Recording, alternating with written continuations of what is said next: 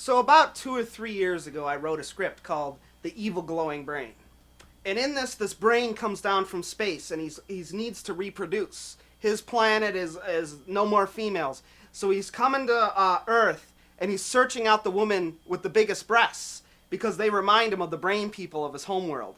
So he takes his, he's like, this was a pretty good idea. Like these tubes come out of the brain and go inserting themselves in the women, impregnate all the women. But then these guys, like these action guys, these action heroes, have to come and they blow up the brain and they blow up a couple buildings and some cars and stuff. This movie, it made the company like $1 million. And so, they get this property, this Innsmouth thing, and they're like, we need a scriptwriter. So they're like, this Dexter guy, he made us a lot of money a few years ago with this brain thing. We can get him, there's no real difference between alien brains and fish people. They're kind of the same thing thematically. They're both weird. So, as long as I, throw out the original book and write the good stuff, then people will want to see this movie. It's just basically the title that we bought. The first film I worked on was a PBS documentary about the Civil War. I wasn't too happy with that. It was single shots of guys in the Civil War, like zooming in and stuff. No one watched it. No one saw it. I said I'll never work on another movie like that again. Never. So when they sent me The Shadow over Innsmouth, I'm like, this is one of these boring movies. No one wants to see this.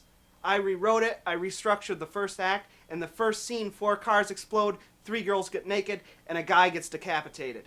That's the type of thing I pay for when I go to the movies. I don't care about subtext. I don't care about all this character stuff. I don't care about, the guy is dealing with issues with his mother, and that's why he's acting this way in the present, and they flash back and show that, and you suddenly understand at the end of the movie. No one cares. No one.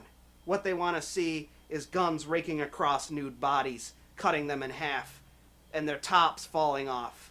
H.P. Lovecraft did have one good idea, and it was the monster is kind of an octopus, kind of a monster, kind of a, supernatural. That's cool. That's cool. But all this stuff, like the guy moping around the town, like, why is everyone turning into fish? Why is this so weird? That's stupid. We don't need that in this day. Maybe in 1802 when he wrote this, 1700, whenever he was around. But not now. Okay, so they sent me this book, The Shadow over Innsmouth, and I didn't know what this was. I was reading it and it's like, fish people and stuff like this. I can't write this crap. I'm used to writing stuff. Did you ever see that movie, Barbed Wire? I saw that and I saw this and this is the kind of movie I want to make. I don't care about this mood and atmosphere and all this stuff you guys are talking about. What I care about is tits, ass, guns, explosions, monsters. The 5 points to making a good movie. I've made over $1 million in this business, and never once have I made a movie like The Shadow over Innsmouth. I read that, it's a joke. That H.P. Lovecraft guy never even left his house. He was sitting there typing this garbage all day. And me, I see 3 or 4 movies a day. I've seen Cutthroat Island. I've seen all the classics, all of them. And none of them are like that. I saw this movie the other day, The Piano Teacher. It's about this woman, she teaches this kid how to piano, and then she pukes. What's that? I'm not into that shit.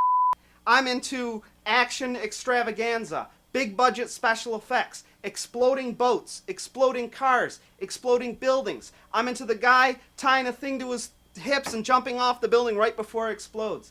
That's what the audience wants to see. They don't want to see some old man talking about how the cult of the Dagon made this place, lots of gold go there, and they all turn all fishy and weird, and they're cut off from society and all this, and it's all murky and cloudy. If you shoot in a place that's murky and cloudy, you can't even focus your camera. It gets all screwed up, it gets water on the lens. That's not an issue that we want to deal with. They're practical, they want to make money with the script, and maybe 4 or 5 nerds will write an angry letter, but those go right into the trash.